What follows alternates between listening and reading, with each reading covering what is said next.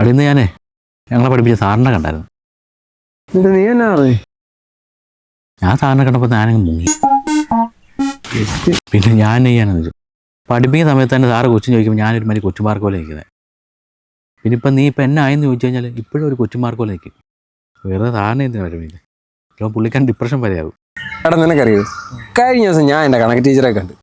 എന്നാ പറഞ്ഞു? എന്നിട്ട് എന്നെ പറയാം, ടീച്ചർ എന്നോട് ചോദിച്ചു നീ എന്നെ എടുക്കുമെന്ന്. ഞാൻ പറഞ്ഞു ടീച്ചറെ ഞാനിപ്പോൾ പൈലറ്റാന്ന്.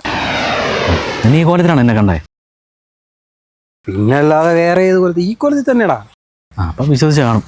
എന്നിട്ട് എന്നാ പറയാനാ, ടീച്ചറിൻ്റെ ചെവിക്ക് പിടിച്ചിട്ട് പറയുക നിനക്കൊരു മാറ്റം ഇല്ലേന്ന്.